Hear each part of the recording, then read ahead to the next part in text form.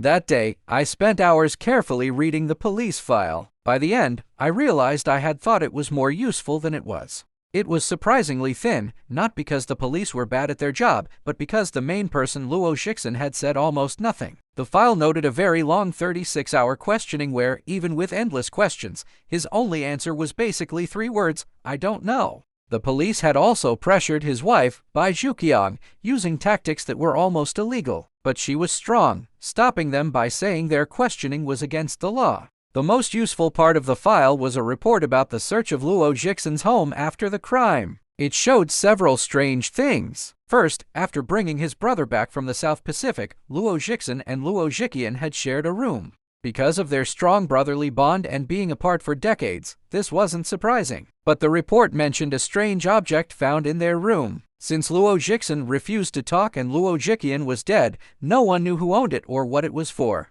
It was made of bamboo. Simply put, it was a foot-long, thick bamboo tube filled with layers of black particles and bright red fibers, packed tightly. A small hole at the bottom made it look like a simple water filter. It might have been something Luo Zhiqian brought from a South Pacific island, but the carvings on the tube were unusual. Experts couldn't understand them, and they didn't match patterns used by South Pacific islanders. Second, besides this item, there was almost nothing else belonging to Luo Zhiqian. He had come back with nothing. Third, Luo Jixin kept a diary, but it disappeared after the crime. How it disappeared was a mystery. He was arrested right after the event, with no chance to go home and destroy it. If he had destroyed it beforehand, it would suggest he planned the murder, but what was the reason? After reading the report, I focused on the mysterious bamboo tube and the missing diary as important parts of the puzzle. Another troubling question was how Luo Jixin found his brother. He had gone to the South Pacific and returned with Luo Zhiqian, but the details how and where he found him were frustratingly unclear. No one knew the full story except the brothers themselves.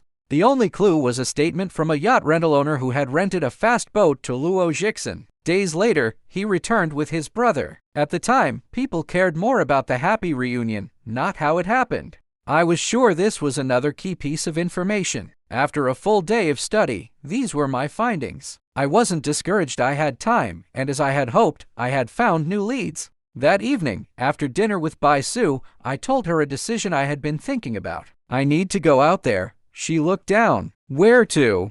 I'm not just looking for Luo Jixin, I said. I'm going to solve this case. I'll start by going to the South Pacific to find out how he found his brother. It has to be connected to why he killed him. Bai Su looked at me, worried. Can you even leave? The police have blocked every way out. I shrugged, smiling. That's just rules. I know many people who can help someone get in or out in many different ways. No papers, no checks. Bai Su sighed softly. Don't you want me to come with you? I took her hand. If both of us go, our chances of getting past the police drop by half. She wasn't convinced. Then how about we leave separately and meet at the destination? I gave a sad smile. All right, we'll separate. I'm the one who committed the crime. You're innocent. Even if you're caught, it won't be a big deal. But you still need to disguise yourself and move carefully. And we'll need different people to help us get out. Bai Su's face lit up when I agreed. She was very excited. I need to get ready too. I held up a hand. I'll take care of everything for you.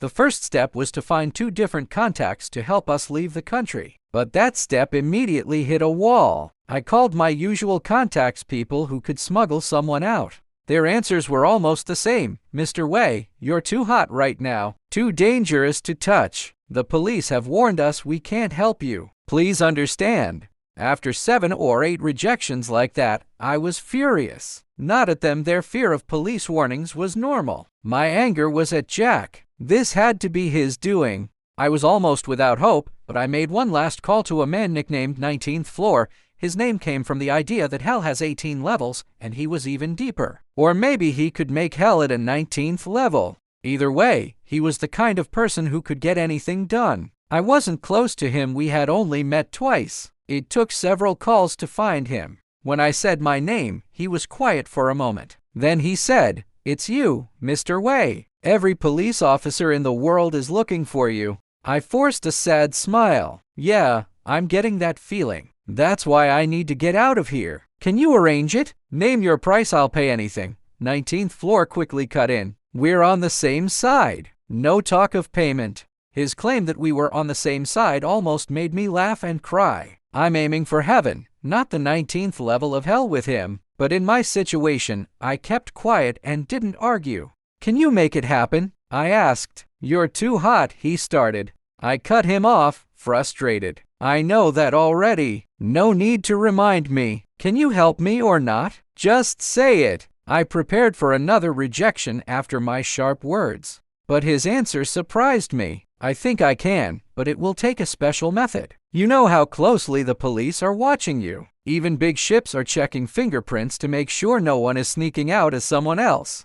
I gave a mental smirk. If the police were this careful with me, Luo Jixin and his wife were probably stuck too. A thought hit me. 19th floor, has anyone else asked you to help them leave the city? Anyone at all? He let out a sly laugh, full of secrets. Over the phone, I couldn't see his face, but his laugh told me he was hiding something. I snapped, what's so funny? Tell me, did Luo Jixin and his wife use you to get out? He kept laughing, but it sounded forced now. Mr. Wei, in your situation, I would suggest you mind your own business. His tone made me angry, but I stopped myself from shouting over the phone. I would deal with him in person. If he agreed to help me leave, I would see him soon enough. So I forced a chuckle. Fair point. What's the plan? He paused before answering. Right now, the only way out is to ship you as cargo. The police are watching people, not goods. I gave another sad smile. Fine, whatever it takes, even if you ship me as a dead body. What do I do? He gave me an address. Go there and find a guy named Ahan. Do everything he says.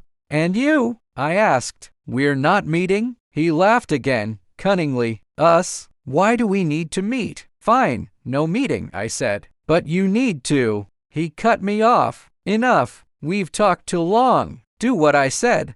I sat there, stunned. I was sure 19th floor knew something about Luo Jixin. Before I left, I had to confront him. He thought he could ignore me because I was in trouble. He was totally wrong. I hung up, started putting on my disguise, and slipped out through the back door of Wang's mansion. I knew the number I had called was for a club, a secret place where rich people and criminals gambled. If I went there, I would likely find 19th floor. Once I saw him face to face, he wouldn't avoid me so easily. I left the Huang mansion and walked confidently down the street. My disguise was perfect, a respectable middle-aged man, unlikely to cause suspicion. Everywhere, people were talking about Luo Jixin's escape. I called a taxi, and the driver talked on and on about his secret information. I just nodded along, listening to him. The taxi dropped me at the club, a private place for rich members and their guests. I waited by the entrance, leaning against the wall. When two men drove up in a fancy car, I waved casually. Hey, long time no see. With two of them, neither was sure who I was talking to. Both nodded with polite smiles,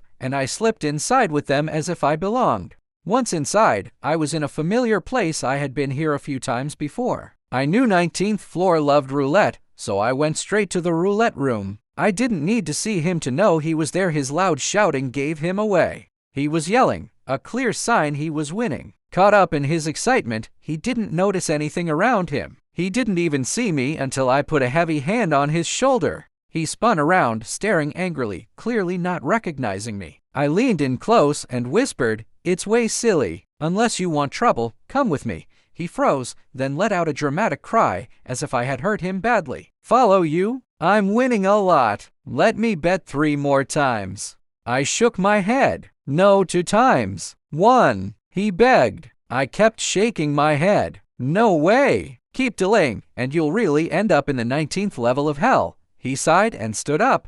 I stayed close as we left the room and entered a quiet lounge. "Don't push it," he said. "If I cause a scene, you'll regret it." I smirked. "You won't get a chance to make a sound. I've got a special gun loaded with poison-tipped needles. They won't kill you, but they'll damage your spine, leaving you unable to move for life. Want to test it?" 19th floor fell into a chair. "You know I don't. Why even ask?" "I have to," I said. "Maybe you're not smart enough to know better. So, where did you send Luo Jixin and his wife?" He hesitated. "I never met them." Ignoring him, I started counting. 1, 2, 3. He waved his hands quickly. Hold on.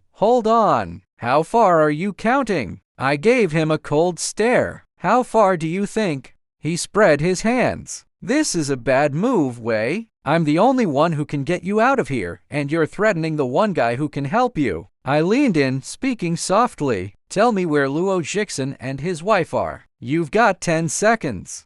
As I spoke, I slapped him hard across the face twice. 19th floor held his face. All right, I'll talk. They left yesterday, packed in boxes labeled as cotton goods. They shipped out on the White Camel. Where to? Timor Island.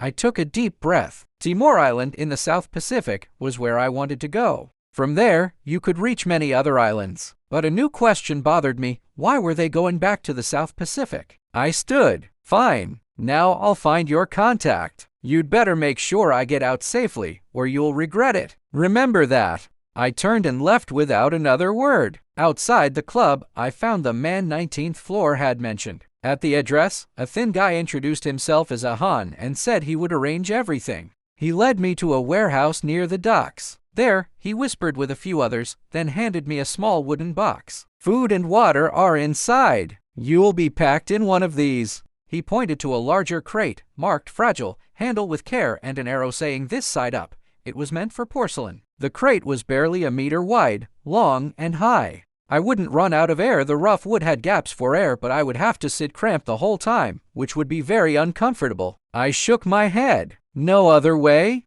He shrugged. Nope, but it's not as bad as it sounds. Once you're on the ship, you can open the crate at night and move around. If you have enough cash, you might even become the captain's special guest. Just be careful before boarding. When does this cargo load? I asked. Tonight? You need to get in the crate now. Good luck. I wanted to ask more, but he hurried off. A few workers came, guiding me to a crate and telling me to climb in. I had no other choice. I got inside, and they slammed the lid shut, nailing it down with loud bangs. It felt like I was dead, lying in a coffin as they sealed it shut.